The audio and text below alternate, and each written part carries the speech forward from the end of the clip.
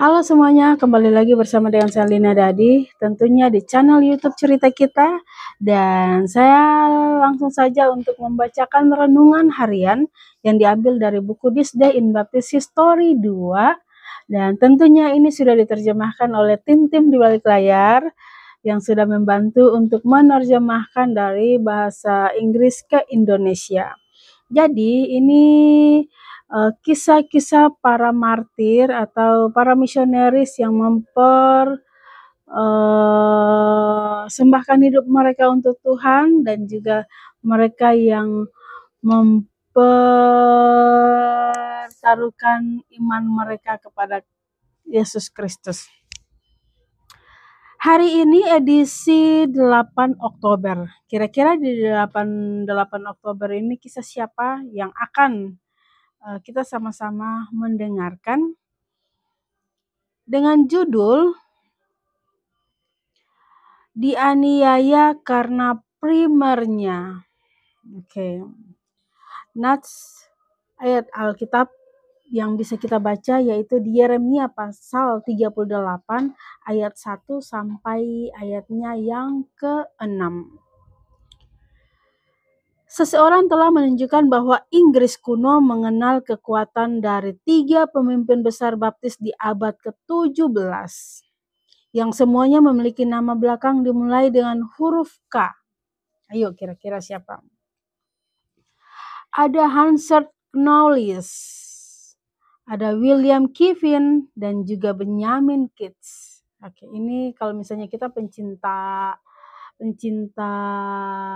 sejarah baptis atau kita yang sedang mengikuti kelas sejarah baptis, pasti nama-nama ini sudah tidak asing lagi buat kita ya. Renungan kita tentang Benjamin Keats cukup singkat dalam berbagai referensi di buku ini.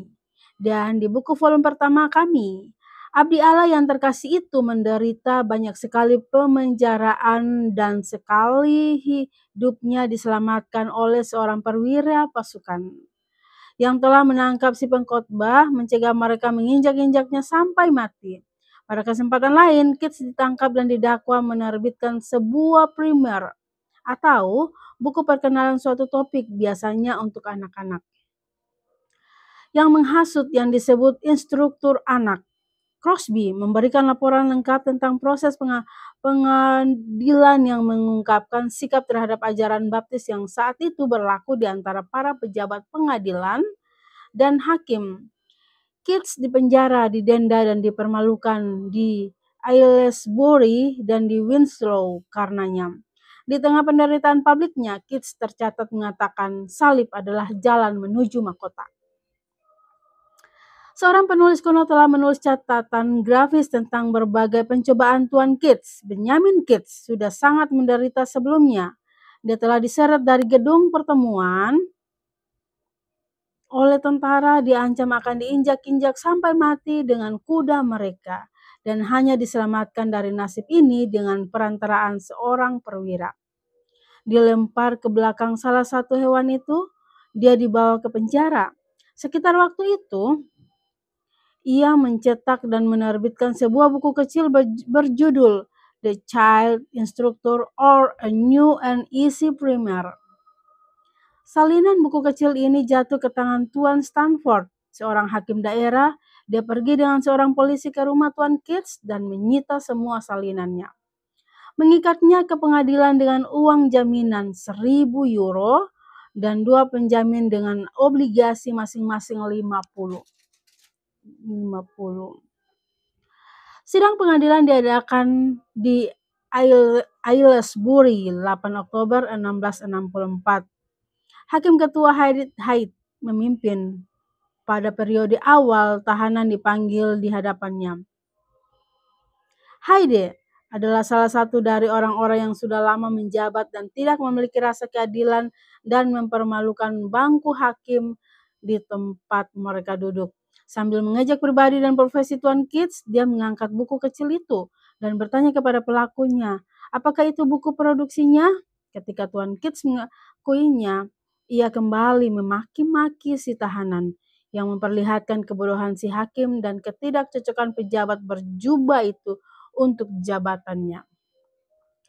Menyusul serangan yang kurang ajar terhadap sang abdi Allah, ketua hakim itu yang melanggar semua hukum dan kesopanan memperkenalkan ke depan dewan juri sebagai orang yang memiliki prinsip paling berbahaya yang mencoba meracuni pikiran anak-anak dengan prinsip-prinsipnya yang tersembunyi dan mendorong dewan juri untuk melakukan tugas mereka saat tuduhan disampaikan di depan mereka.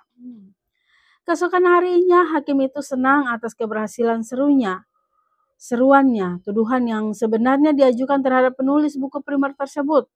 Berdiri di hadapan bar pengadilan, dakwaan berikut dibacakan oleh petugas. Anda di sini didakwa dengan nama Benjamin Keats dari Winslow di wilayah Bucks, karena Anda sebagai orang yang menghasut, sesat, dan memecah belah, cenderung jahat dan gusar, dan tidak tunduk kepada pemerintah yang mulia, pemerintah gereja Inggris, dengan jahat dan gusar pada hari pertama bulan Mei pada tahun ke-16 dari raja kita yang berdaulat. Menulis, mencetak, menerbitkan, atau menyebabkan tulis, dicetak, dan diterbitkan satu buku yang menghasut dan beracun berjudul The Child Instructor or a New and Easy Primer, di mana terkandung melalui tanya jawab posisi-posisi terkutuk ini bertentangan dengan buku doa umum dan liturgi gereja Inggris, artinya di satu tempat Anda telah menulis. Pertanyaan, siapakah subjek yang benar untuk dibaptis? Siapakah subjek yang benar untuk baptisan? Jawaban, orang percaya atau hanya pria dan wanita saleh yang dapat membuat pengakuan iman dan pertobatan mereka? Dan di tempat lain Anda telah dengan jahat dan gusar menulis kata-kata ini. Ini tuduhan kepada Tuan Keats. Pertanyaannya, bagaimana masa depan orang-orang kurus? Jawaban, oh baik sekali, ini adalah hari yang mereka rindukan. Maka mereka akan mendengar kalimat itu, masuklah kalian yang diberkati Bapakku, warisilah kerajaan yang telah disiapkan untukmu. Dan demikianlah mereka akan memerintah bersama Kristus di bumi selama 1000 tahun. Bahkan di Gunung Sion, di Yerusalem baru, karena akan ada tahta Kristus di mana mereka harus duduk bersama dengan Dia. Catatan persidangannya panjang, tetapi tentu saja ini adalah sidang pengadilan yang mengakibatkan pemenjaraan, denda, dan hukuman dirantai di depan umum bagi Benjamin Keats. Selain itu, Benjamin Keats baru berusia 24 tahun ketika dia menerbitkan buku yang dimaksud. Tuan Hakim Ketua Hyde yang menginstruksikan Dewan Juri untuk menjatuhkan hukuman bersalah akhirnya menjadi Lord Clarendon.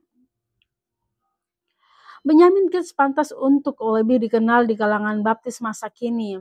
Sejak penabisannya ketika dia berusia 28 tahun sampai kematiannya, dia menggembalakan gereja yang sama. Pertumbuhan yang berkelanjutan membutuhkan perluasan fasilitas gereja berulang kali. Reverend Keats adalah seorang pedebat yang hebat dan sering lawan debatnya tidak muncul saat dia membela doktrin baptis di seluruh negeri. Reverend Keats memperkenalkan nyanyian jemaat ke gereja-gereja baptis Inggris abad ke-17.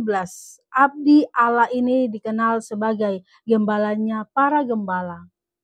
Gembalanya para gembala.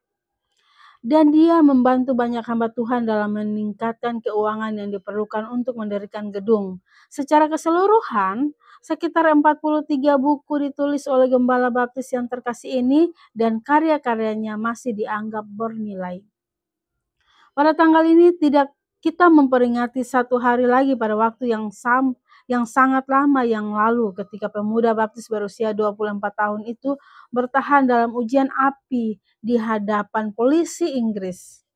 Marilah kita sekali lagi berterima kasih kepada Tuhan atas kebebasan beragama yang kita miliki dan bertekad untuk menggunakannya untuk menyebarkan Injil ke seluruh dunia bagi Kristus.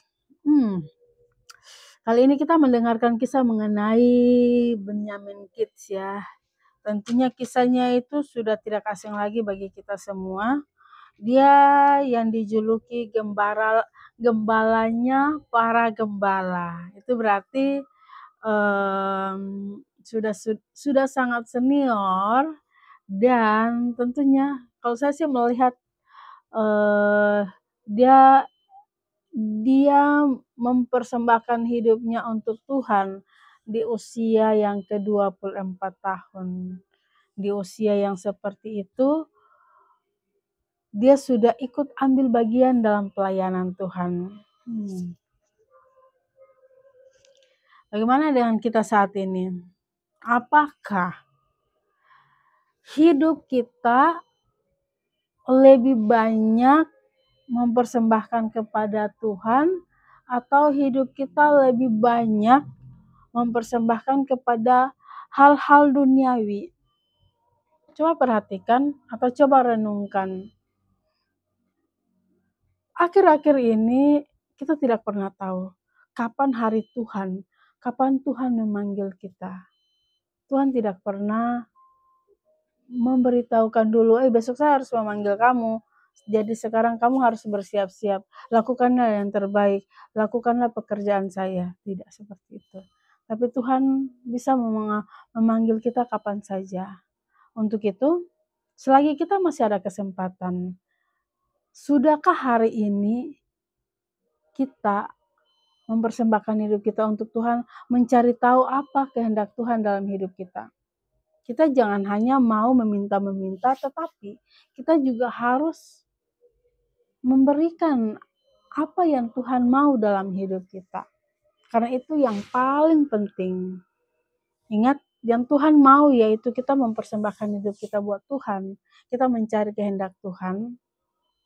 Tentunya kita harus melakukan, kalau orang yang zaman dulu, para misionaris atau para hamba Tuhan, pekerjaan mereka yaitu satu, pergi memberitakan Injil. Karena apa? Orang yang sudah lahir baru, dia punya kerinduan untuk menyelamatkan orang lain. Jadi sekarang, kalau misalnya Anda tidak semua yang sudah mengatakan bahwa saya sudah lahir baru, tapi tidak punya kerinduan untuk menyelamatkan orang lain, berarti keselamatan Anda diragukan. Untuk itu, ayo kita semangat untuk memberitakan Injil. Dan juga buat Anda dan semua yang baru pertama kali bergabung, selidikilah kitab Anda, entah dari agama manapun, belajar untuk selidiki kitab suci masing-masing, dan kita harus kritis dalam hal ini. Kita menilai sendiri, jangan mendengarkan dari orang lain. Kalau ini tidak sesuai, maka kita harus belajar untuk mencari yang lebih baik atau yang lebih benar. Bye-bye.